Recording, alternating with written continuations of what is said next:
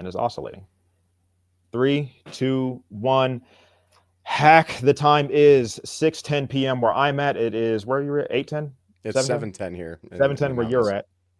And this is going to be episode 1 of a series that I hope has more episodes. I don't know exactly what I'm going to call it yet, but this is sort of a archive of interviews where I'm just going to shoot my interest. And I'm interested in talking to this fellow right here. His name is Adam DeRito. Some basic facts about him. But before we get into that, let's just clear the air right now. Let's understand that although I may be a service member, that the views, comments, opinions, likes, comments, gifts, anything that is posted here is not an endorsement by the Department of Defense or the Department of War now or the Air Force at large. This is just one man who is active talking to one man who is now reserved, just giving opinions and giving our experiences on just our history and the United States military as a whole.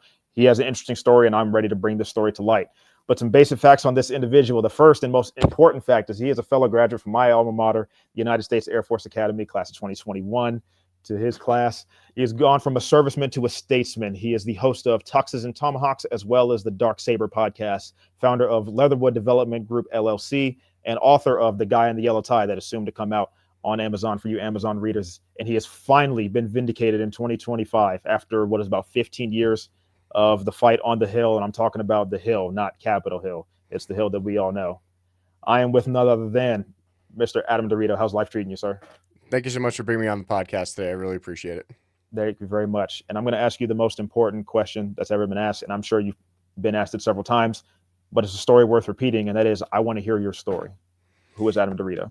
Yeah. I mean, long story short, basically, I was born in upper state New York. I grew up in West Milford, New Jersey. It's where I graduated high school from. It was always my dream since I was 12 years old to go to the Air Force Academy.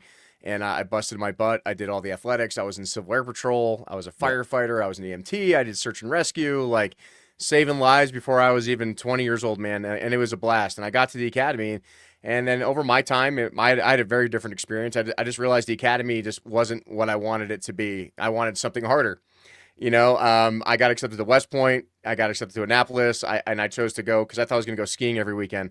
And, you know, flying planes. And it just didn't happen that way. When I was there between 2006 and 2010. So some very interesting things were going on in Iraq and Afghanistan at the time. All my friends that joined the military out of high school, they were already getting shot at and in combat. And I felt like I was getting left out. So I made my decision to cross commission to the Marine Corps. I did Marine Officer Candidate School Bulldog while I was at the Air Force Academy, successfully graduated from that and came back. And basically, when I was at the academy, I tried online dating. I thought that was a good idea when I was at the academy. And so I was talking I was talking to some person who I didn't know who they were. They said they were 19, living in the Springs or whatever. Next thing I know, I get called into OSI like 3 months after the fact, after I had stopped talking to them on like Match.com, because we didn't have smartphones back then. It was all flip phones and whatever. And they're like, were you aware that the person you were talking to was under the age of 18? I'm like, no. How the hell would I know that? It was all through email. So they were telling me like, oh, okay, you did nothing wrong. So my AOC gives me a letter of reprimand for misuse of government network because I was on a dating website on my computer. And then Air Force OSI recruits me. They recruit me as an undercover informant for the Office of Special Investigations because they were just like, well, there's this kid who doesn't even want to be here. He's going into the Marine Corps. You know, he has this history of service in his life as a firefighter EMT, and I've worked with cops before. So they recruited me. I didn't get any trouble for that. It was a big misunderstanding. Like nothing ever came of it. But the Air Force Academy likes to attack my character about it all the time, even though it's completely taken out of context. So anyway, we ended up taking down like 30 kids in NCAA Division I football. There was a lot of rape scandals going on at the time. It was called Operation Gridiron. You can Google that. It got exposed around 2011, 2012. And basically what it came down to was they used all those things against me with my work as undercover. And all the kids were going to the Mountain West Conference Championship. And they needed to win that football game. So they needed to find a way to make this giant scandal go away. So they dismissed me 30 days after graduation, pulled my degree, pulled my commission, didn't let me walk, right? They said I owed them $240,000, completely ruined my life. And even my OSI handlers stuck up for me. Like everyone stuck up for me. I had over 110 letters of retainment. And the superintendent, and I didn't know the real reason for it. I didn't know why until years later, right? And so I had to start my whole life over. And I had to find a job, and I didn't know what to do with my life. It was probably the worst thing that ever happened to me at the time. And eventually, I go into the oil field. I start making some real money. I go back to college, and I just finished like 2 semesters because all my credit transferred over. Got my undergrad real quick, started my master's program, became an engineer in the oil and gas industry. And then I found a loophole to get back in because I thought if I could just serve my time back, then I won't owe this money. But my DD-214 was signed by the SecAF. So no one was going to touch that. Even though I got a general discharge under honorable conditions, like it wasn't a bad discharge, no one was going to touch it. So I found a loophole through the Guard. So I talked to Governor Hickenlooper in the state of Colorado, and he said, all right, I'll make you a deal. You were that kid on the news with Operation Gridiron, right? I was like, yeah, that was me. He goes... And it's so funny because even when I was there, because I didn't show up until 2016, we had heard like whispers and stories about, oh, there was this one time, there was this cadet that was actually secretly, working with OSI, and he was undercover. I didn't realize that was you. I had never heard about that. Yeah, that was me. Wow. Talk about only 2 kids. Only 2 kids out of the 30 got convicted. Jameel Cooks and this other guy named Claxton. And then they got dishonorably discharged for raping those women and drugging them. And then they went to Alcorn State University to play Division I sports, and then they ended up playing on an NFL practice team because you can still play as a convicted sex offender in NCAA sports and the NFL, apparently. So go figure, right? Like, wild story.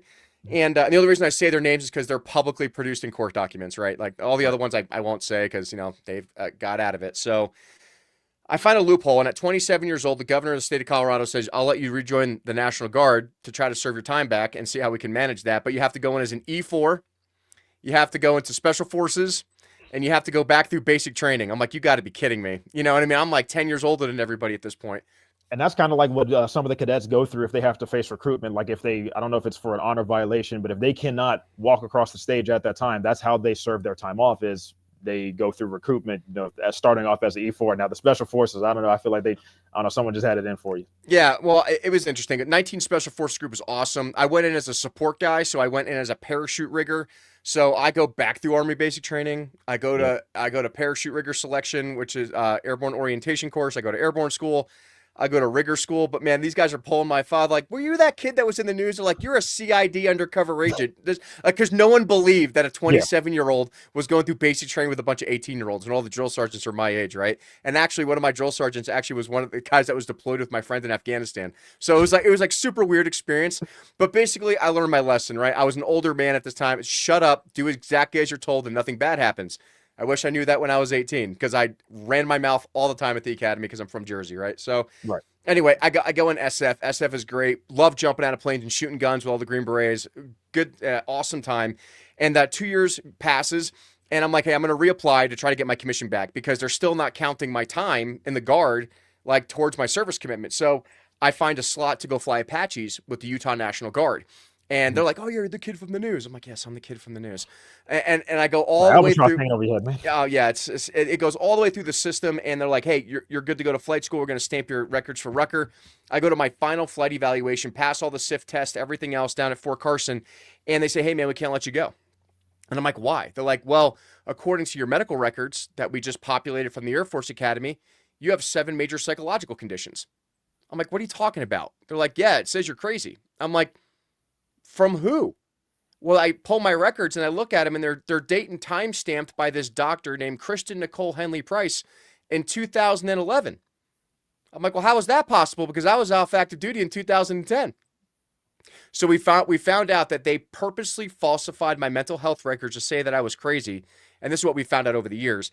Because all those kids that were going through court-martial in 2011 and 2012, they wanted to make sure that all the evidence that I compiled as an OSI undercover informant couldn't be used against them in a court of law. Right? So was this done through, because I don't know if they had this at the time, was this through like the Peak Performance Center or one of those like step downs between like mental health or like social work? No, this was signed by I've been through that song and dance before. That was signed by 10th Medical Group, which I never went to. Yeah, because you don't go through 10th Medical Group when you're at the academy. You go through the academy service. Now, there's still the 10th Air Base Wing that exists there, but we don't go through there. We go through our own. Yeah, so when I was there, they had 10th Air Base Wing Hospital over there, like by the prep school or whatever it was. Yeah. I never went there, ever. And somehow this doctor, a year after I had left, made up all this shit in my records, and then they date and time stamped it. And that's how we got him. Like, they date and time stamped it. And I'm like, I was a civilian in 2011, so how did I show up for this magical appointment that doesn't exist, right? So I find this lawyer and we start filing this lawsuit. And we filed this lawsuit because, I went through the Air Force Board of Corrections and Military Records 3 times at this point. But at that point, it was just like, hey, what was happening to me was unjust. Can I just take the debt off my record, give me my degree back? And they don't care. They only want the facts. But now we have new evidence. So we reapplied to the Air Force Board of Corrections and Military Records by 2019, pretty much stating, I want my degree back. I want to be reinstated as an officer, and I want this debt taken off my record. Like, this is insanity. And you can't argue it because it's literally date and time stamped at a place I never was when I was a civilian.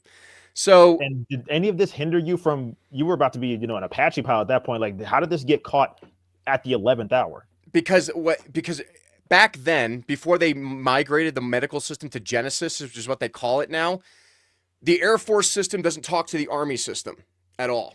Right. So when I went through the Army, just doing SF, we're derived from the Army Air Corps, but that's no history. Yeah. So like when I was going through the Army and I had a security clearance, I was SF, I went through MEPS, like they knew everything about me. Like none of this stuff ever populated. But when I went to flight school and they were trying to pull my flight records from the academy, then they went and saw stuff from the Air Force side.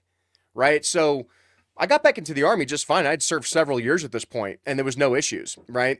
But when I went to go fly and they pull flight records, that's when the Air Force system, or ALTIS, I think that's what it was called back then, that's when they were able to see it. And now they're trying to fix that. There's a commingling called Genesis where everything's supposed to be integrated under one computer system. But like it's caused so many issues with so many service members, not just me, right? So we filed this next Air Force Board of Corrections and Military Records, and it goes all the way to the top. I'm talking President of the United States under Joe Biden at this time, right? I talked to Secretary of Defense, Don Austin at the time, and they said, hey, the Air Force Board came back and said, you were right, Mr. DeRito. There was an error or an injustice in your records, and they have to be changed. But I don't know if you know this as a soon-to-be lawyer here. Who has to sign those boards of corrections? Do you know? Let me guess, the Air Force Academy superintendent? No, above him. That would be not the superintendent, but what the hell do you call it? I don't know. They've changed the. So you have the chief of staff after that, right? But the secretary of the Air Force has to sign your record to approve the change. So even if the boards find you were wronged or whatever else it was, if they sit on it and just never sign it, nothing happens, which is insanity to me. Like that's obviously, in my opinion, should be illegal. It's not, which is what I'm trying to change in the law. But if they make a favorable decision against you, if the secretary of the respective service does not sign off on that board of corrections, nothing happens. Goes nowhere. It goes nowhere. So then I file a lawsuit. I'm like, all right, well, even though you found that my records are messed up and you refuse to change them because by admitting fault, it just opens up the door for them, right? So I take them all the way to 10th District Court. We go all the way through the 10th District Court of Appeals. I mean, the doctor was subpoenaed at her house. My AOC was subpoenaed, like a whole 9 yards, and they claimed government immunity. They had no responsibility. So they seek protection from the U.S. Attorney's Office, right? Bishop Gruelle and Susan Prost. I will never forget these attorneys' names. They're still here in Denver. And they argued that it's not their responsibility and too much time has lapsed, and it's not the Air Force's responsibility to make these corrections and because they forgot about you. Like that was their argument. And then they made a motion 12-6 Bravo. Well, I believe that's what it's called, where they can say that the government can't be held liable for any inaccuracies and blah, blah, blah. It's a giant coverall scheme that really screws service members, right? And this is not just me. Over my years of podcasting and interviews and news actions, I found out that this doesn't happen to just me.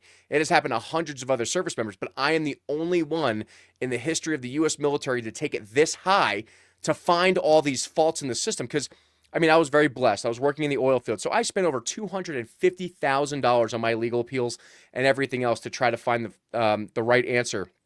But what other service member is going to do that? Is a private going to do that? Is a academy graduate? No one's going to do that. So, but I'm from Jersey, and I'm like Tony Soprano out here, and I was really stubborn about it. I'm like, this needs to be fixed. This is an injustice, right? So the judge dismisses the case without prejudice, and what that means is that there was sufficient evidence, but you have to refile with additional evidence or whatever it is. And his argument for doing that was, we agree, Mr. DeRito, your constitutional rights were violated, and this is wrong. But under Parker versus Levy, The military is a separate society and should be treated as such. And therefore, even though you were wronged, we cannot tell the military what to do. So basically what we discovered at this point is that the military has become the fourth branch of government. We believe in a three-tiered government system, right? You have the judicial branch, the legislative branch, and the executive branch, and they're supposed to share equal power. Well, the problem is the military exempts itself from all three branches and does whatever the heck it wants because it goes under the UCMJ. So the only way that we can change those little lines in the UCMJ and the laws that the military is required to follow, that they can exempt themselves from constitutional protections, is to change the National Defense Authorization Act every year and mitigate those changes in the UCMJ. So I went on a combat deployment. I come back with the Army, and I sat there and just like, I am done with this. I'm going to change the law. Because I've done everything. I went to the President of the United States. I've gone to the Secretary of Defense. I've gone to all my congressmen, and they do letters of inquiry, and they're useless. They don't know what's going on, and nobody wants to get involved. And I find out that, like, in the UCMJ, there is nothing that states it is illegal for any commander, NCO, or civilian DOD employee to modify mental health records in retaliation for reporting sexual assault, harassment, or misconduct. Even though in the civilian world, that would fall under HIPAA. Like, you'd go to jail. Right. You would get fined. That law doesn't exist in the U.S. military. And what I found out was, I started interviewing all these kids from the academy from what years was it? 17, 18, 19 time frame. If you go to the time that I rolled up. Yeah, season 1 and season 2 of Dark Saber are all those interviews, right? I haven't published season 3 yet. And it's heartbreaking. I'm hearing about women that were getting raped so badly that they had tampons surgically removed from them. Good Lord. There was another male athlete over there who raped 5 women and got away with it. Right. And I find out that the superintendent is intentionally covering this up. That was General Clark. That's General Blumenfield right now. And General Cerveria. And I start calling him out publicly. I'm like, what are you going to do? And the best part about being the guard and the reserve, as long as I'm not on a paid status, I can say whatever I want. You can't, but I can. Right. So people like DeRito is tagging the Secretary of the Air Force in Twitter and going after these people. I'm like, you're damn straight I am. And this is the problem, is that we need moral and ethical. I mean, we were taught this at the academy. Right. Exactly. Moral and ethical, follow the honor code, do the right thing. But why am I getting punished for doing the right thing? Because it affects the people in power. And unfortunately, the Air Force Academy football team is a bankrolling money laundering operation. Pretty much what I found out is the Air Force Academy football coach is the highest paid DoD civilian employee in the country. Over $850,000 salary for a mediocre Division I football team that can't win a bowl game if it tried. Right, but then you start finding out that we'll still sink Navy and beat Army. Don't worry about it. But they lost this year again. But the thing is like you start seeing where all the donations are coming from.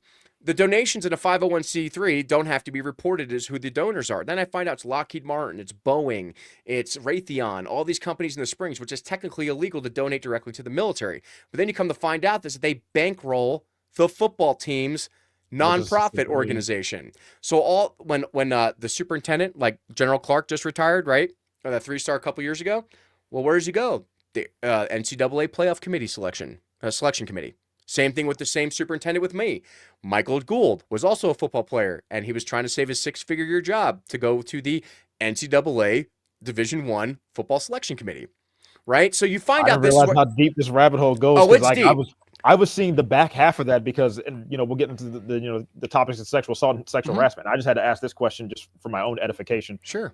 By chance, were any of some of the complainants, and I'm not saying this to discourage the female cadets, but by chance were any of them male cadets? Yes, there were. Actually, in season 2, I do cover that.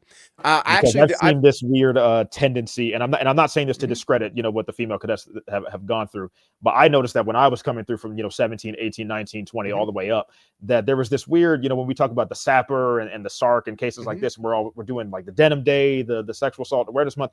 Yes, all that's fine and dandy. I get it, but there was this weird culture that was in place where I will just say there were, Chatham House non-attributional, that there were times where I have witnessed or observed instances where a male cadet can come forth with an issue and saying, hey, I have this complaint, something wasn't, that was done that made me feel, that something was inappropriate. Not necessarily to the degree that say, hey, I am accusing this person of doing something to me, but just saying, hey, this was inappropriate. And the weird cultural shift at the time was that if it was a male cadet, it was, well, the issue isn't that this person did something that made you feel uncomfortable. The problem is you are uncomfortable with it. And once I started seeing those lines, I said, okay, you know what? Maybe this isn't the time and place to address this. I'll just walk off. But I didn't know how deep this rabbit hole goes. Oh no. And to be fair, I was raped at the Air Force Academy. I was drugged. Right. And that's actually part of my story too. If you go back and listen to that's how it started. It's what, how I got involved with like OSI even deeper. I was just trying to keep the story short. My story can go on for hours. Right. But I'm not trying to make that the focus of my story, but yes, male sexual assault does happen at the Air Force Academy. 100%. I was I'm not even going to say survivor. Like I'm over it now. It's been 15 years. I'm trying to use all my bad experiences to better the country now. Right. But hearing these stories, that all these interviews, and then watching the Air Force Academy leadership do nothing about it, it just made me say, okay, I got to do something now, right? Because no one else is. Like I said, and the funny thing is, that now goes up to Congress after that, because now we started to do this this survey where I think it's every 2 years they do like a Saber and Sark survey. The DDoS survey. The DDoS survey. And if there is an uptick in reports of sexual assault through that survey, well, then the superintendent now has to come to Congress and say, hey, what's going on with all these cadets? So how they made those statistics go down? This is what they did. They changed the metrics on how you can report. Yeah, the Teal Rope program. It's a giant scam. So the Teal Rope program, cadets are not mandatory reporters. And cadet Teal Ropes are encouraged to talk cadets down from not filing an official unrestricted or restricted report because cadets are taking care of cadets. Well, it's amazing because after that Teal Rope program was initiated, they were going down by like 30-40%. And they weren't mandatorily reporting these sexual assaults. Our Teal Rope program is obviously working because look at our statistics. They're down. Then I come to find out that half the kids in the Teal Rope program are predators, and they're the ones actually raping the cadets. And I exposed that in season 2 as well. It's heartbreaking listening. Like it's actually gut-wrenching listening to those conversations. So then I call them out on it, and I start going public about it, and I start tagging the Saber office in their BS Instagram posts, and now they're selling weekend getaways for the female cadets. If you pay this grad female and her company, they'll take you to the woods to talk about all the problems that you're having. Is that solving sexual assault? No, it's a money grab. It's disgusting. All the Denim Day stuff and selling t-shirts, it's not fixing the problem. The problem is that the law needs to be fixed. Because if the law doesn't state that they can't do XYZ, they never have to do it. Right? And this is what I've experienced in my cases. Even though I was wronged, I took it all the way to the level of right below the Supreme Court. I went to the President of the United States. I went to the Secretary of Defense. And at the end of the day, I still can't get justice because the law and the UCMJ says they don't have to. Yeah, and it creates its own sort of like kangaroo court system because I've been through, yeah, certain different things. I made it out, I graduated on time, but there were times where I've, looked at some of the documents and found out that certain individuals can, and again, not naming names, going to be Chatham House about it, but certain people can just straight up lie. And as a 4 degree, and as a 4 degree, if a senior says the sky is green, well, guess what? The sky is green today. And anytime you say anything to deviate from that, you're going to get hit even harder. And it's tough to do that when you're a cadet, especially a 4 degree. I wasn't an athlete or anything like that. I ended up, joining some sports later on. But imagine you're a 4 degree, and I don't care what your freshman ROEs are. Some people say, oh, it's a sinusoidal wave of it gets harder and then it gets cooler and then it gets, more difficult. You're already a 4 degree at the U.S. Air Force Academy. You're coming out of basic. You can't sleep, during the day, or if you do, you're going to get your Form 10 pulled or 134, whatever they call them nowadays. Yep. You're getting, training sessions every day. You're getting beat, 2 or 3 beat. I mean, as in like having hard training sessions, 2 or 3 times a week. And you're trying to keep up with your academics and not fall, below it. So you have all of these pressures put on you. But now on top of that, you have this arbitrary system that has little to no oversight. Yep. And you can't even go appeal to certain people to get things done, because when you mentioned about how your medical records were interfered with, I went through a similar circumstance where they try to do that. They try to play the whole mental health card to see if they could, excise you from the academy that way, because on paper, I was a cadet in good standing, grade wise, military, MPA, GPA, PEA, you couldn't touch them. Now, was I perfect? No. Was I, superstar athlete? No. But I wasn't on any, academic probation. It's definitely not honor probation, because there was a certain circumstance where someone tried to compare what I was going through to an honor violation. And I was like, that's not correct. But then you're kind of stuck in this kangaroo court. And then if they can't do anything to you through that, if they can't say, oh, well, you missed one journal or you missed one meeting with me, boom, you're out. Then they're going to try to push and say that you have some type of mental illness or mental deficiency. Yep. And I see it all the time. I've seen that pattern emerge before. I see it, and that's what they basically did to me. It was so actually, do you know how they actually tried to disenroll me 30 days after graduation? I was like, oh my God, it's because you were on a dating website with a 13-year-old in 2008. No. Well, one, I didn't know she was 13. She told me she was 19. It was demerits. And Yep. and get this. It's what, The 200 or demerits, 250? it was 225 when I was there. Okay. And here's the thing. Did I do some dumb shit as a cadet? Absolutely. I will 100% tell you that when that senior firstie was making out with his girlfriend at the ATM machine at Saigon, I conveniently had a water balloon launcher that I bought off of eBay, and I hit both of them in the face with a Capri Sun. And it was funny. 1010Y. You know what I mean? Like, Oh, you know God. what I mean? Yeah. I did some. We put a mouse in a parachute and threw him off the 5th story window in Vandenberg. You know, all right. Yeah, That I was did some wild times because nothing that crazy happened. Well, Yeah. they did. It was all restricted to Yodel, and I don't even get on that stupid. Yeah, stupid correct. machine or whatever it's called. So here's the thing, like, I'm sorry, I got caught sleeping in my room, and I did it by a textbook for like Calc 141 once. Okay, so I had some dumb demerits. So that whole email thing, with the on the dating website, they gave me like 90 demerits. Okay, I got it. So I'm still only like 100 and whatever, right? Yeah. Here's the thing. I came back from Marine Officer Candidate School. I was going to the Marine Corps. I was going to be one of the first F-35 pilots in the Marine Corps. I was so pumped. I'm like 3 months out from graduation. I'm like, all I have to do is sit here Top and gun shut playing in up. the background and everything. I'm like, I was the gray man. I'm like, no one knew where I was. I hid in my room. I was either in the gym or playing rugby or not talking to anyone. I roomed with a foreign exchange student on purpose because we barely spoke English and it was great, so we didn't have to talk. You know what I mean? Like, it was just like, stay in my lane, keep the blinders on, just make it to graduation, right? And when you graduate Marine Officer Candidate School, you're authorized to wear the Eagle, Globe, and Anchor on your blues, right? Yep. The symbol. It's in contrails. Like, it's literally an authorized uniform device.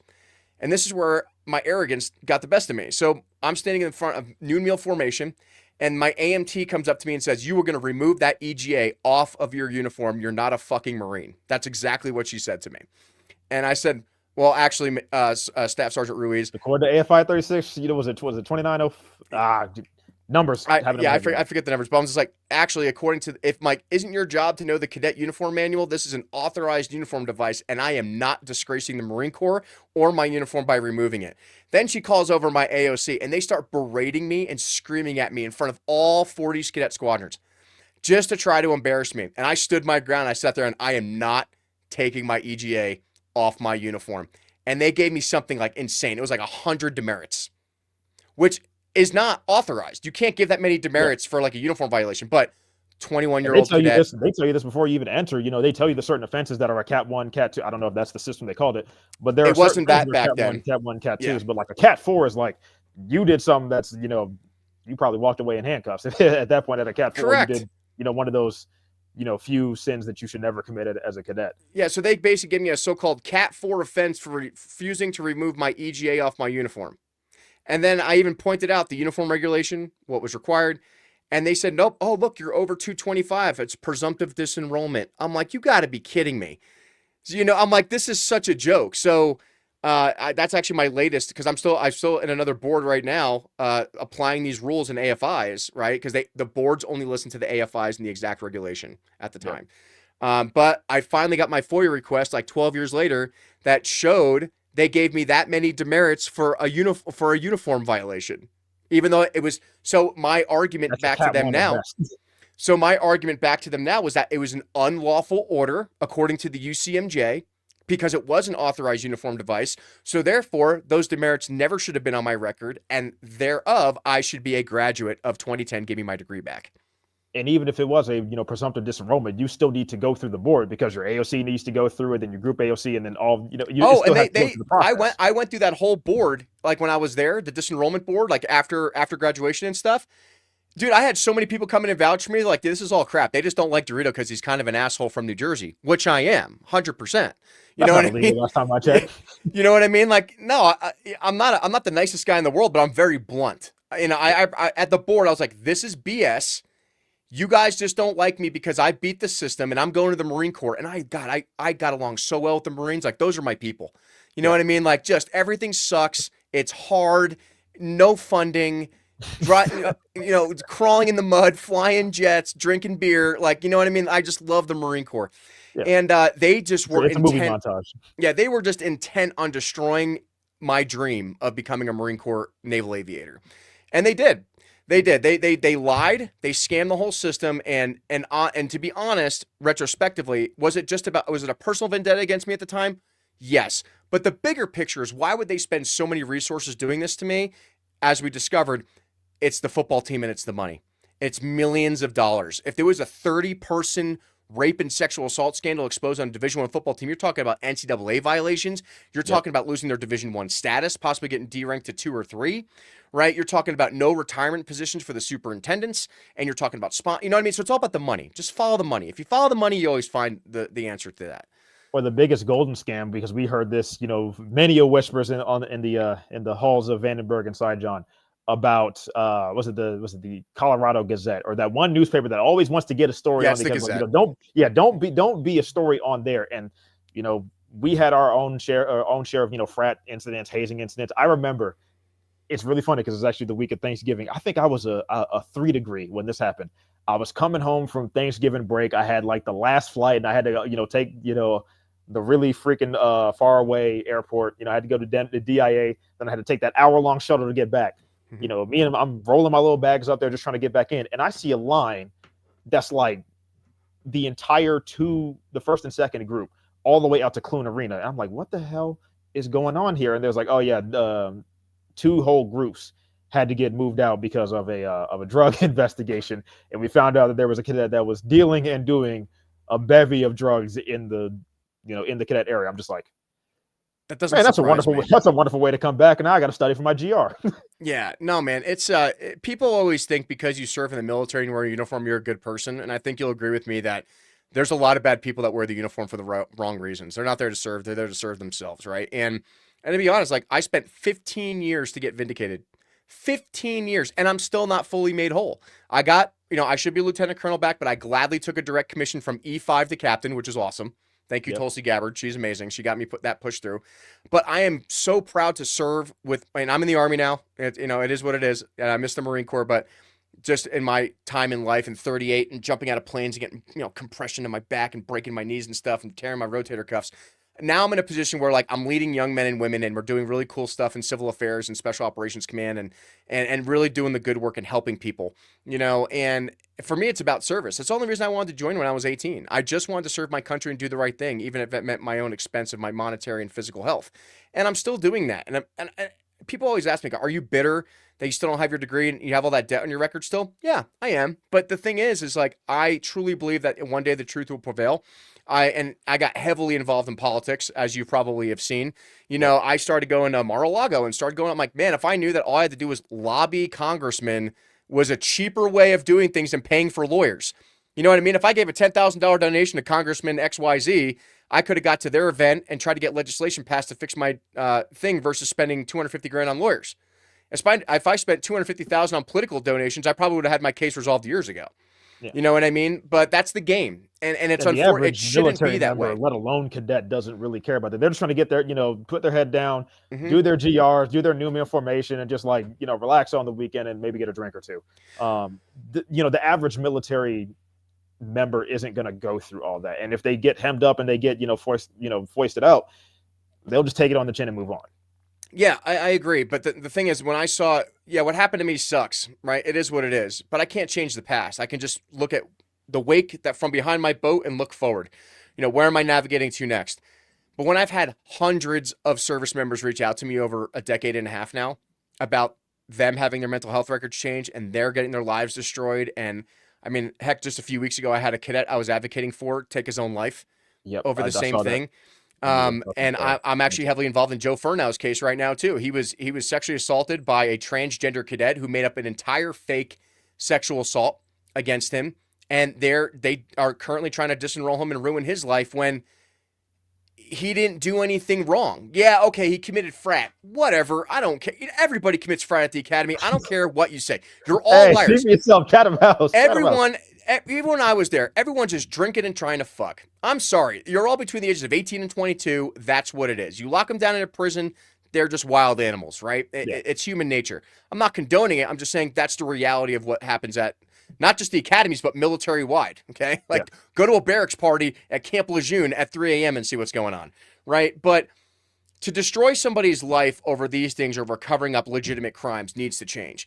And when I saw the caveats in the UCMJ and all the serpentines that they try to run to protect the command at all costs at the expense of their service members who are taking their own lives and ruining their families and everything else, someone has to step up and do something about it. And that's why I've been trying to pass what I call it's called the DeRito Act, but it's really the Military Mental Health Justice and Protection Act, right? And the only change we're putting in there in the NDAA is that it is illegal for any officer, NCO, or civilian DOD employee to modify mental health records in retaliation for reporting sexual assault harassment. You would think that is a bipartisan issue and that this should have been passed 7 years ago when we started this process.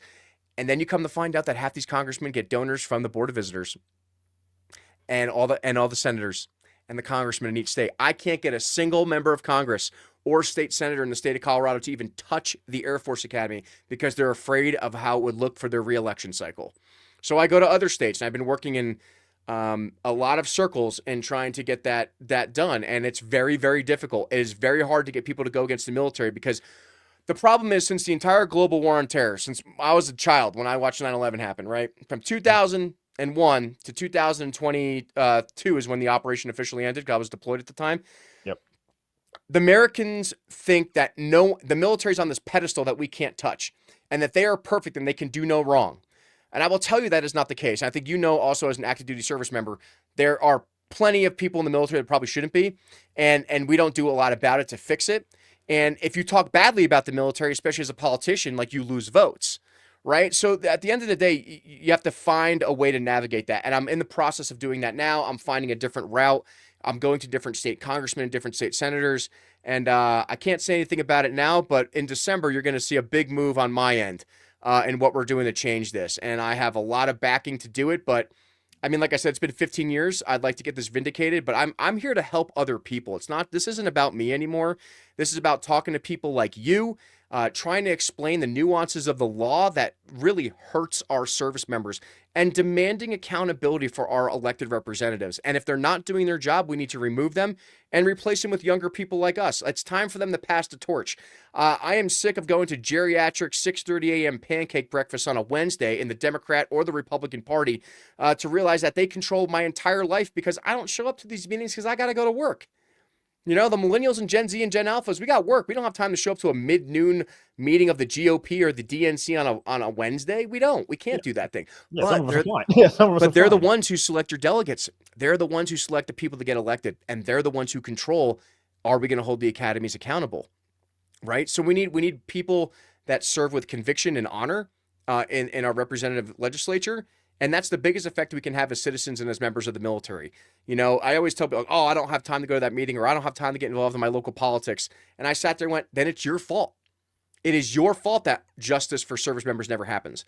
It is your fault that Vanessa Guillen was chopped up and thrown in wet cement and never got a good conviction out of that, right? It is your fault that Julian Toledo took his own life last week because you refused to contact your members of Congress to make them force the superintendent to stop these retaliatory attacks against service members who are being unjustly accused of things, right? And I'm just the guy that does. Everybody hates me.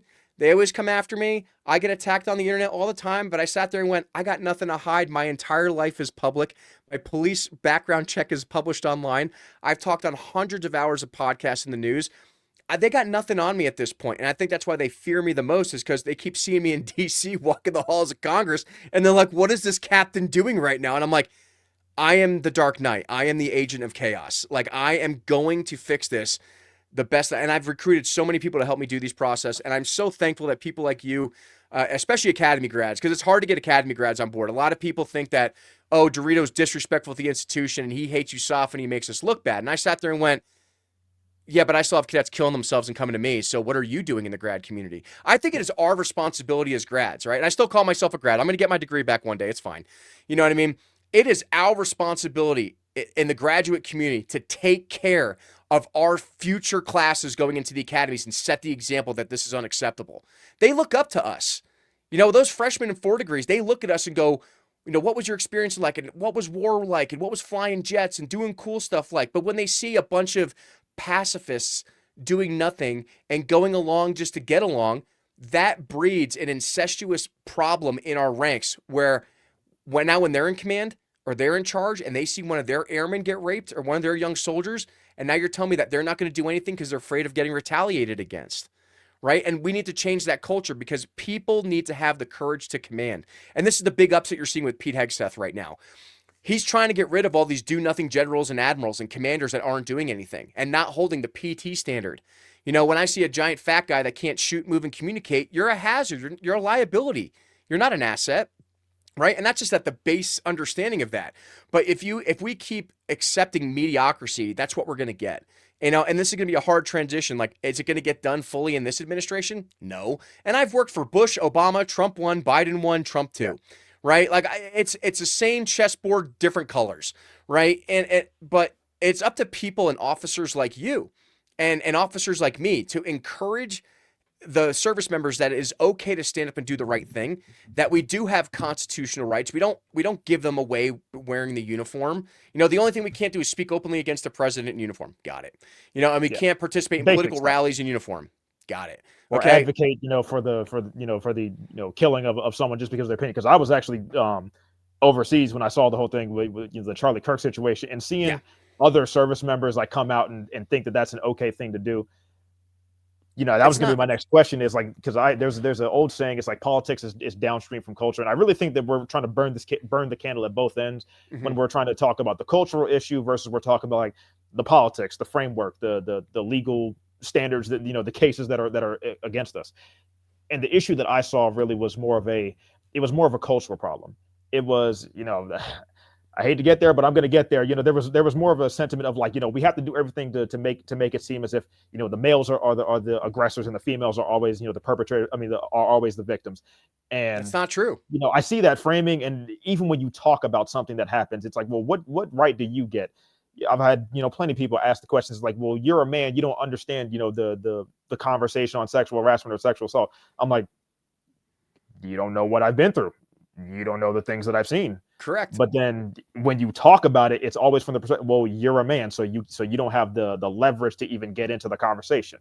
And I think that's really the obfuscation that is preventing us from getting to a solution, is because we're too busy trying to politicize. We're trying to use the conversation of sexual assault or harassment as like a cudgel against, you know, one gender or one, you know, other demographic. And I'm like, that's not really helping us. That's not helping us.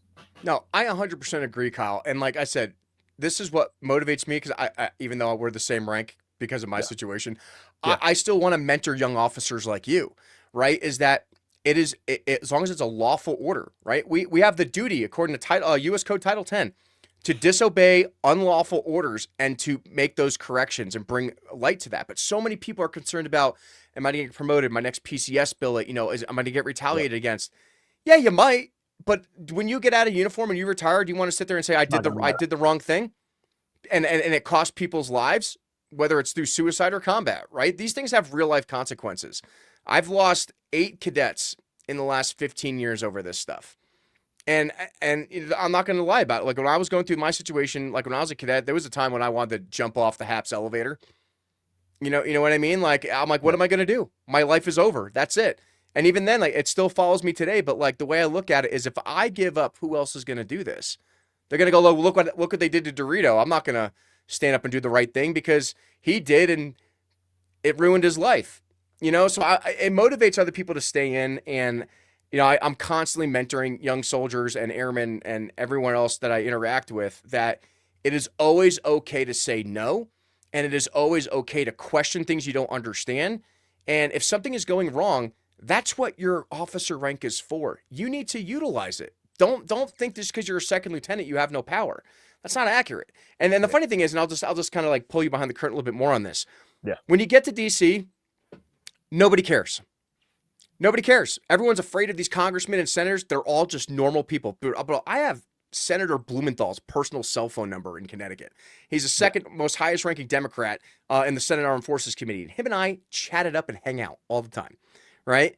And it's the thing is, when you build relationships and understand people from a human perspective, that is so much more important to have compassion and humility in these things. But then you see these 3-star generals, and they go, oh my God, Senator so-and-so and Congressman so-and-so, and they're all scared and they don't want to interact. And I'm like, what's up? I'm like high-fiving Tulsi Gabbard down the halls. And they're like, DeRito is so, I'm like, no, man, I just treat them like a normal person. And I treat them with respect. We're stuck in the formalities. It's the customs and courtesies getting, you know, still beaten to you. It is. But then you realize that these people that have all these super high ranks in the military, they're 5-year-olds in front of Congress. I mean, look at General Clark's testimony in front of Matt Gaetz when he was serving in Congress a couple years ago. You know who caused that? Me. Because I sent over a whole file work about all this crap that was going on at the academy, and General Clark gets pulled in there and just looks like a 5-year-old who can't answer the question of did he stick his hand in that cookie jar. You know what I mean? So as long And as it's you're this being weird cycle where like the next person is caught holding the bag because you can see how something germinates in one administration, and by administration I mean like the hands of leadership, and they just dump it into someone else, like boom, you take this up to Capitol Hill, and you'll have to answer all the questions about things that you didn't even know about. Yeah, but the thing is they can't. And at the end of the day, what I found out, what's going on with Bauernfeind, or we call him Fat Tony on our side, what's going on with Fat Tony right now is that he is hiding all these cases and making them go away so he doesn't get called to testify in front of Congress. Right. And I know this because cadets still talk to me and tell me what's going on there every now and then. And it's disappointing to see that these people that we revere as so-called American heroes, even though he crashed a V-22 Osprey, failed 2 PT tests, and lost his rifle in Afghanistan. If a cadet did that, oh my God, dishonorable discharge, blah, blah, blah. But these people get, a free pass on things. And when are we going to start holding our leaders accountable to the same standards they expect of their lower enlisted or cadets? Right? They just don't. And I'm trying to get that transparency. It's going to take several years, and that's if I'm even successful in doing so. But I can't do it alone. I as much as I love being the plate carrier for these military social justice causes, I can only get shot so many times before I have to take cover and regroup and start over again. But you see, like even my own classmates, my own 2010 classmates are like, DeRito, I didn't believe what happened to you at the time, but then watching you over the last 15 years, are like, this is wild. And I can't believe we didn't believe you. Like, you got all the receipts. Like, you got people, I can still have Facebook messengers from rapists from 2007. I'm like, oh, I have the receipts, believe me. Yeah. And they're scared. And they wonder why you don't show up at the annual football games. Like, man, I went to my 10-year reunion, and half the guys were like, dude, we thought you killed yourself. And then the other, there's a whole group of guys like, dude, I'm so glad you're back in it. I'm so glad you're doing stuff. And then you see the other half of the kids that went against me at the academy. And I just look at them like, you remember what you did and that you lied and broke the honor code to screw me over. You know what I mean? Oh, man. You know what I mean? And they look at me and they just go, shit, he's still around. Because it was so funny because, I'm sure you heard the story about what happened in 2020, but I was actually part of the honor team during Checkgate. And that was thankfully Checkgate, thankfully the cadets that I was over, we weren't too involved in it. Thankfully, all the cadets that ended up coming through me, they were all good. But when you get 3-digit numbers of honor cases, you're like, okay, what's going on here? And there's actually going to be the next question is, what do you think is the next frontier? Because we're still talking about issues that happened from 10 to 15 years ago, not saying that they're not important, but now we have, new emerging issues. We have the culture shifting from, one way to another. And now I was going to ask actually about Carolina Stanchik, and I really think that's the new frontier of all the stuff that happened in 2020 and 2021.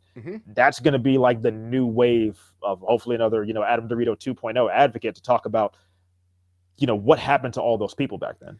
So it's crazy. So Carolina Stanchik is a very good friend of mine. She is 25 years old with a pacemaker. She had 7 heart attacks. When she got the COVID-19 vaccine, she was part of the 0.0001% of the population that had an adverse reaction to that shot. She is one of only 2 people that is recognized by the Department of Defense/War to be 100% medically disabled because of a COVID-19 vaccine reaction. And she advocates on the Hill with me, because we both kind of combine forces and connections, of military medical freedom. That if you do have a religious exemption, such as Catholics, like I am, and you are against it, you should be able to be exempted from that without the cost of your career and your life. I know so many people who've had their entire careers and lives ruined over that. And to be fair, what Academy doesn't want to talk about, I think the last time I checked my source, 12 cadets had extreme medical issues from that vaccine, and one of them died. Yep, and I saw the post about one of them collapsed on the terrazzo. Yeah, and he said, it was a foot infection. Kyle, what are you talking about? That is not accurate. It's the Air Force lying, and I know they're lying because I've seen the data and I've seen the stuff behind the scenes. Because people come to me with all the craziest stuff in the world. I have you would tell me that all the people that pass DOD-MERVs or MEPS in your case, but all the people that pass DOD-MERV and are playing, playing sports at that high of a level for the military are just suddenly just collapsing out of nowhere. Yeah, I still know people that lost their pilot qualifications either due to getting the vaccine or getting COVID themselves. Yep. And we had to find a way to address that. I personally know someone who was in my squadron that ended up getting removed from service because he has heart issues because of that, and we don't talk about it. You know, We it's don't about talk to be the about it. holidays, and I still tell people, I was like, hey, I know people that got adverse reactions, like, oh no, you're just crazy because you know you're anti-vax, and then we get bogged down in you know the socio-political part of the conversation, and it's like I feel like that is the main obfuscation. If we can get past the left versus right, you know, people say that, oh, you're the Republican of the family. I'm like, Yeah. I'm not. I took a test about it, and I'm actually not. But you know, why can't we just talk about something that's common sense oriented? But once we get bogged down in the fanfare of it, we start to lose track of what's actually, because this is people's lives that we're talking about here. And the problem is that nobody on the higher end wants to take accountability and responsibility for what happened. That's what it comes down to, right? They almost killed Carolina. She still has. So what they did was they illegally discharged her because, oh, you have a heart condition, you're out now. When it was because of them. And then she has a heart attack and breaks her back falling down the stairs because she passed out and fell down the stairs. And then she gets put back on active duty to get her VA treatment, you know, the medical, because she was still under, you know, the discharge rules. But then they charged her $150,000 in medical costs, even though it was the military's fault. Right. So even she's still fighting to get the debt taken off her record when it was a military 100% disability related incident. Right. So the thing is, Caroline and I are working on like fine tuning the UCMJ for that as well, because the reason why we're not seeing members reinstated at full or, you know, making the corrections of all the wrong that was done during that time is because there's nothing in the UCMJ that tells them they have to follow it. And if there's no law that tells them that they have to do something, commanders aren't ever going to do it. And it's the same thing with my case, right? There was nothing in the UCMJ that says I can't falsify your mental health records with a command-directed evaluation from your AOC because he calls a psychiatrist at 10th Medical Group and tells her to write something in your chart because he doesn't like you. There's no law that stops that. So that's why they're able to get away with it, right? So we are one of, I think there's like 4 of us in DC that actively try to do this, but it's a lot of work and it's very expensive. Like I do this all pro bono, like Leatherwood Development Group. So the funny thing about that, it's Leatherwood. That name came from my sponsor family's barn. They used to call it the Leatherwood Inn, and we have no idea where Walt came up with that name. And we're just, I'm like, Leatherwood Development Group. That sounds super CIA. Yeah. We're gonna use that.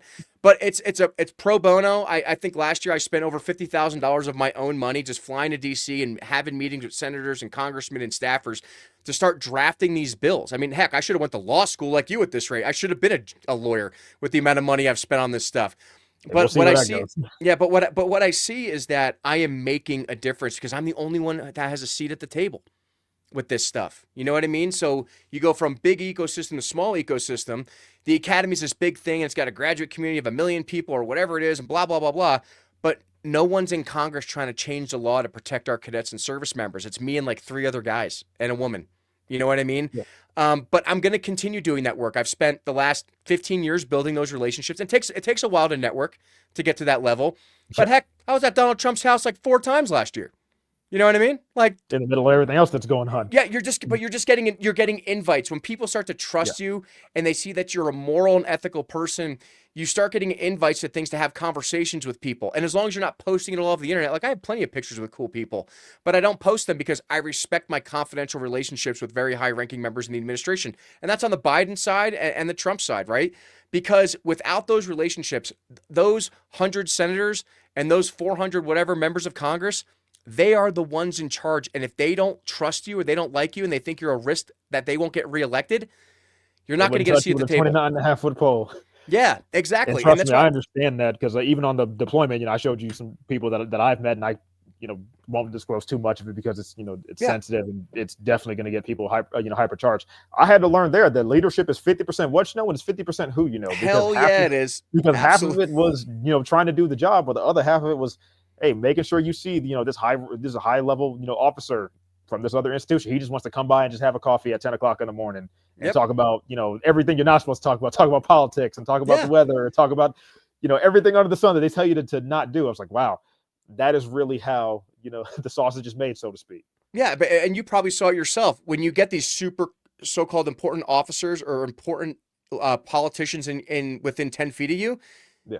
They all put on their pants the same day, just like you do. They're not any different than you. But if you treat them with respect and you can have a common sense, rational discussion, and you get really good at elevator pitches under 30 seconds, which I've mastered at this point, then you're part of the team that, hey, they might reach out back to you. I Hey, just hope my hey, elevator hey, has I 20 like, floors. I can use all the time I can get. yeah, like, hey, that guy, Captain Kyle, let's just give him a business card, have him shoot me an email. I'd like to talk to him when he's back in the United States, that kind of thing. Yeah. You know what I mean? That's what it is. I mean, heck, look at this stack of business cards I got right here. Just from all politicians. You know what I mean? I got stacks of business, all the people that network with me from just going to these events.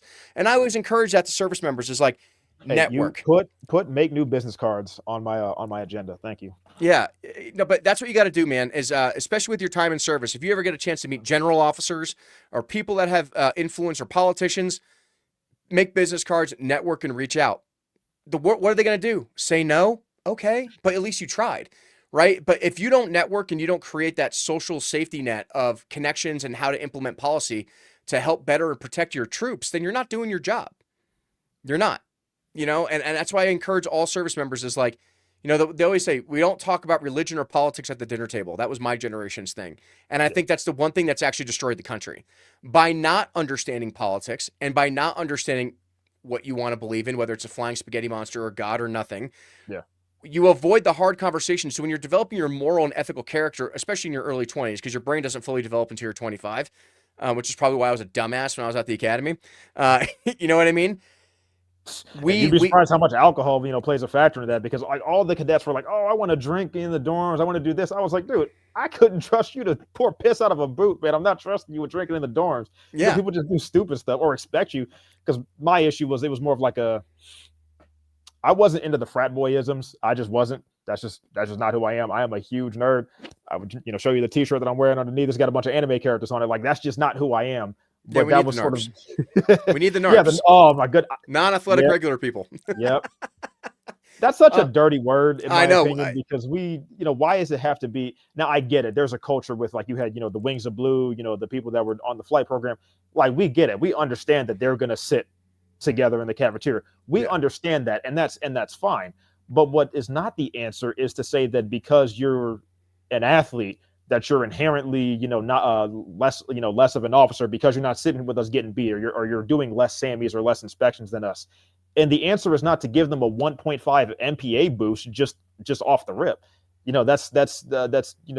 We're playing with tokens at that point. That's not really how you're going to bridge the gap between them.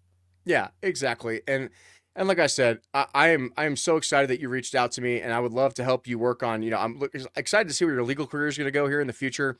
And I hope this interview is really going to help people open your eyes. It's like, we have more problems than we understand, but it's up to the next generation of officers, which includes you, to make the differences in the services that we want to see. Because if we sit passively by and we just want to collect our retirement and nothing changes, you're not setting up the next generation for success, and then they have to deal with the same issues versus solving new problems. And like I said, you asked, like, what do you see upcoming up here? AI is going to be a big problem.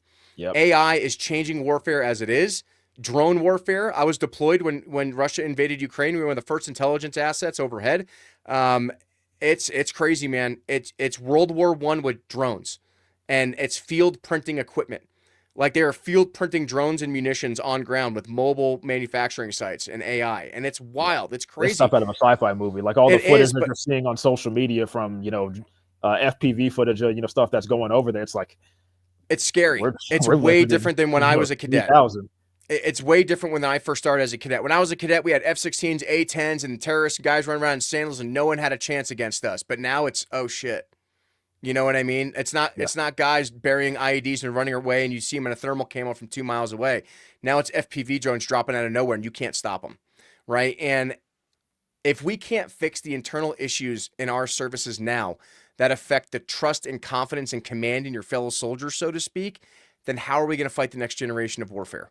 Yeah, you know what I mean? Cannot stand. We can't, right? So if we don't fix these little issues, like, are we getting our mental health taken care of? Are we making sure that sexual assault is eradicated? Are we making sure that we have the right people in uniform, not just everybody? Serving is a privilege, not a right, right? And also, we have that the people that are serving, can get paid, because I know some service members that are supplementing their pay with being on government assistance. Okay, now if that's because you made some poor financial decisions, you got in stupid debts, did some stupid things, that's one thing. But yeah, the 22-year-old guy buying an 18% Camaro at Fort Carson happens all the time. You know what I mean? But also, that's just silly stuff. But we also have to recognize, Kyle, when we make mistakes and we're wrong, whether that's putting the wrong person in a position of leadership, whether it's the wrong policy, the wrong AFI, the wrong AR. And we have to have the courage to sit there and go, all right, we need to change this and modify this and implement better policy.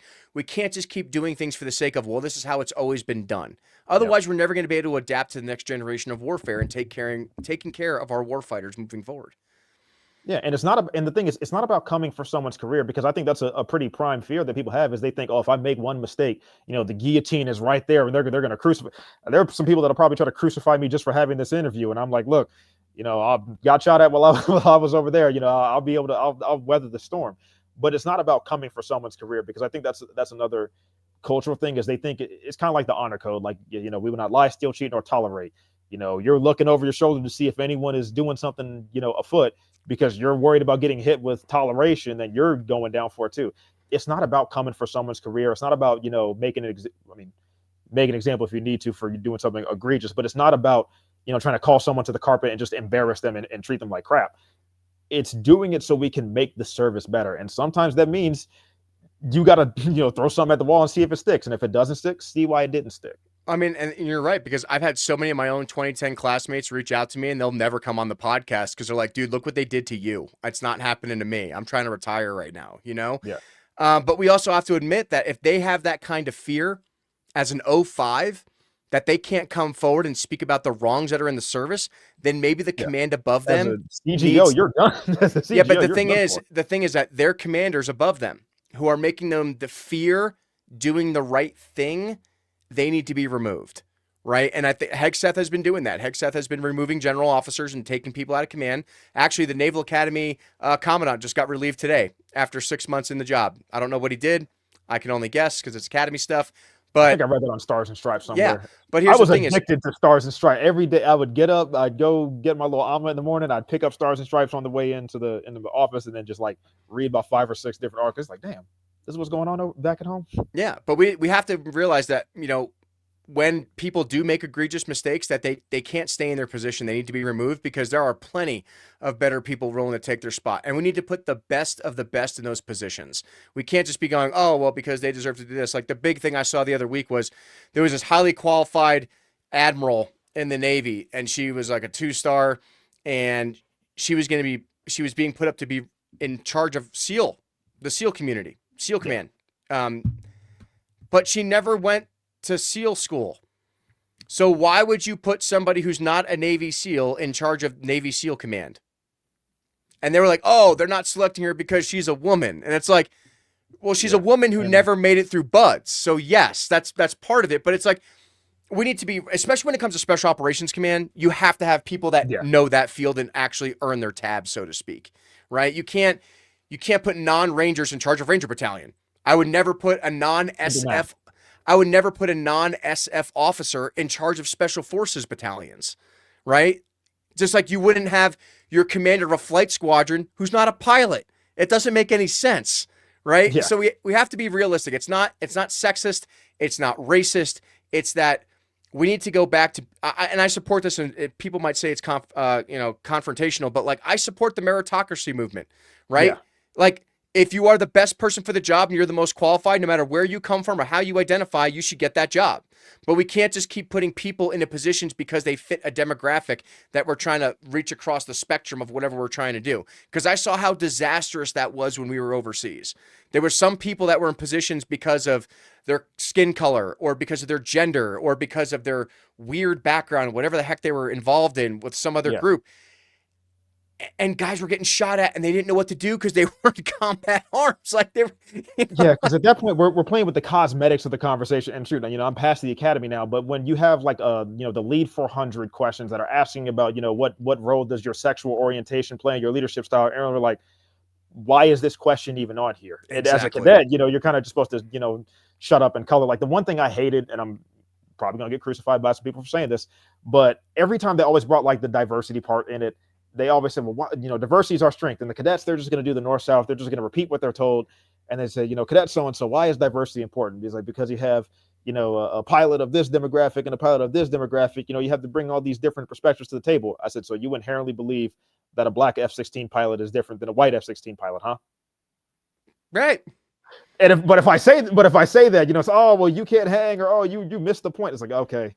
No, it's like R. Lee Ermey says in Full Metal Jacket, you are all equally worthless. And it's true. When we put on the uniform, that's the only color that matters, man. I tell you, like, are you good at your job? Can you do what you're asked to do? And are you capable medically, mentally to do that job? That's all I care about. I don't care who you are, what you identify as. But if you are qualified and you meet the standard, let's go.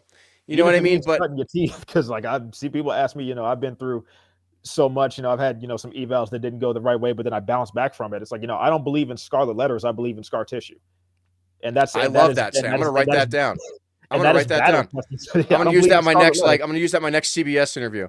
It's not about the scarlet letter. It's about the scar tissue. I like that. Yeah. That's good. You're going to be a great politician. That's what we're supposed to be doing at the academy is, we're supposed to be, getting our face bloody a little bit and doing some hard, some hard, difficult things.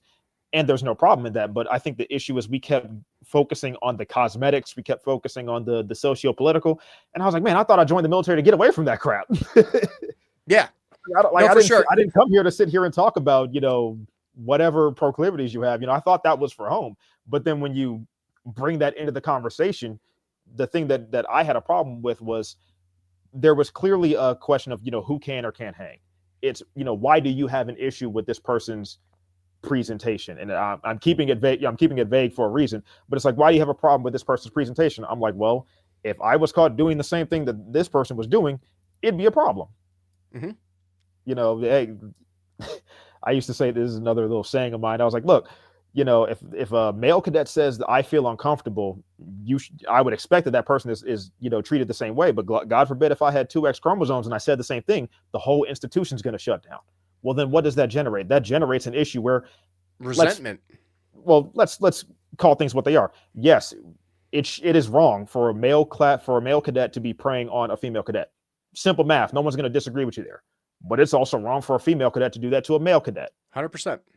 Why are we playing games with being able to call, basically just hold the standard? Yeah, because the sapper needs another $565,000 of taxpayer money to buy a massage chair and a Gatorade fridge and tell with the statistics review that we're solving the problem. I called him out on that.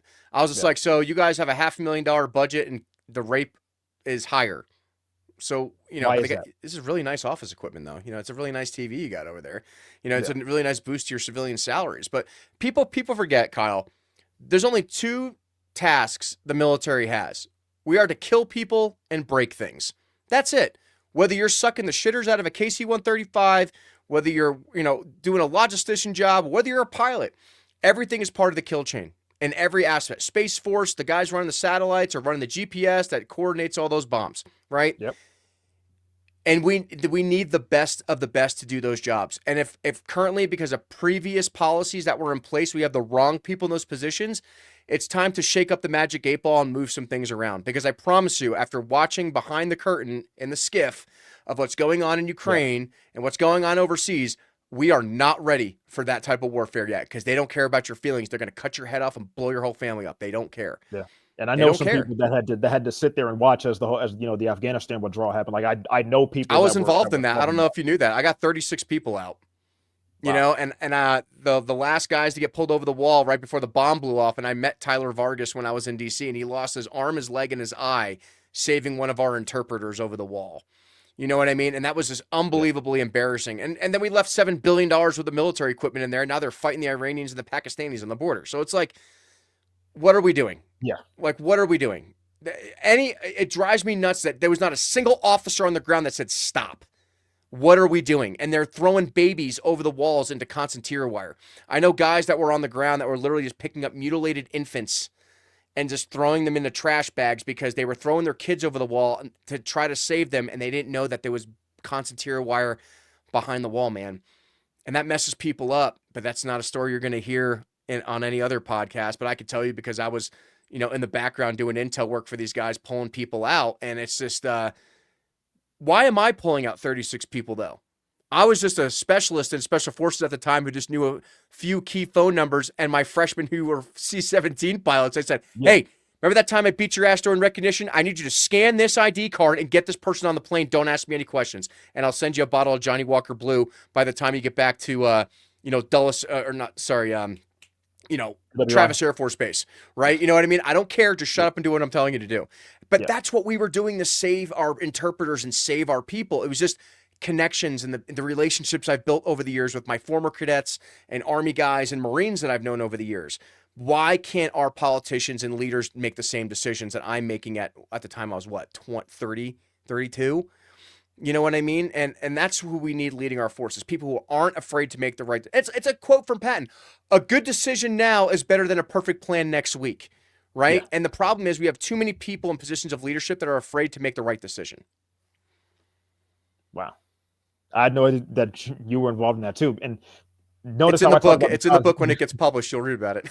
When is it getting? Because it's not out yet, is it? Yeah. So I'm going to try to publish it on December 7th. However, I might have to push the date back because I had to send it up to the Department of War to get clearance because I talk about operations. Yep. So I'm just waiting for the stamp of approval to come back from Washington. And then once I get that stamp of approval, it'll be online. But yeah, The Guy in the Yellow Tie is basically, it's my life memoir from when I was 2 years old about what happened to me at the academy and everything that's happened to me. And then pretty much ending right about now, where I am now. And I think it's an important read for every grad to read. And I'm not trying to sell my book. I don't care.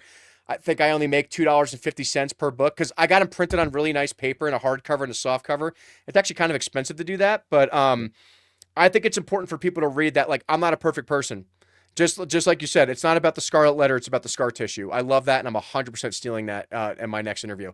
You know what I mean? But I hope that people can learn that I'm not a perfect person. I made plenty of mistakes, but I'm still here serving to the best of my ability. And if it's not for people like me and you trying to do the right thing, then the wrong things are going to continue to happen, and we need to stop it. Okay.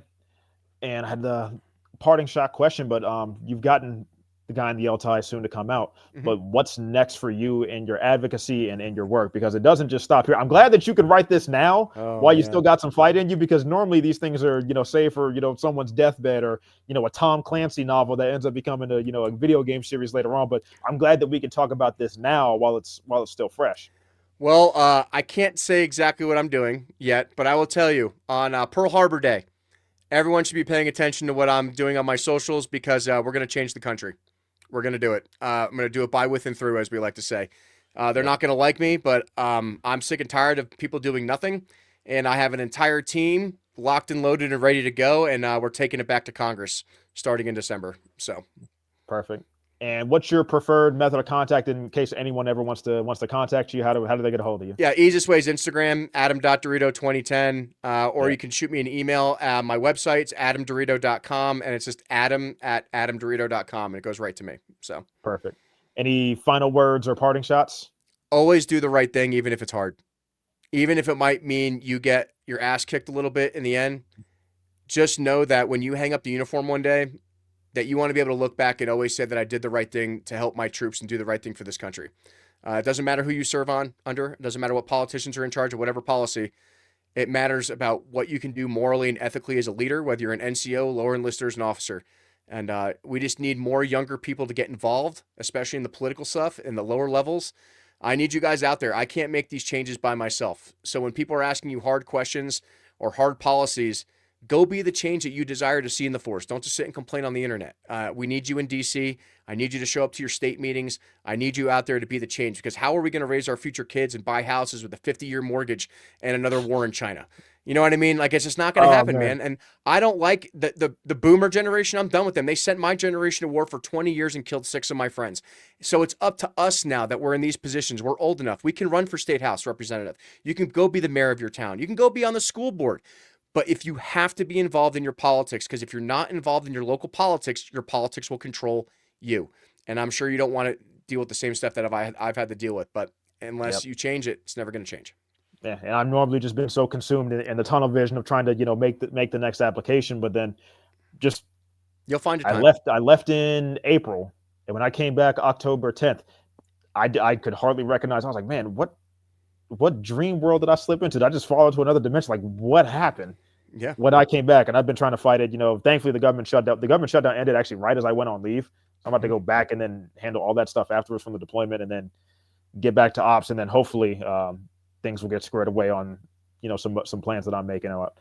But thank you for joining me today. This is a wonderful prototype episode. Hopefully more to come. I've had plenty of people that I've been trying to reach out, but it hasn't really worked the way I wanted it to. But thank you for telling me your story. No, and thank you so much for bringing me on. We need to have more of these conversations, and please reach out to me whenever you want. You have my contact info. Perfect. Thank you And very much. before you sign off, just because I know how StreamYard works, when you end the recording, hang on for a minute to make sure you have your files saved up in the upper right-hand corner. Good. Thank you. And we are out. And stream. No outro. Hit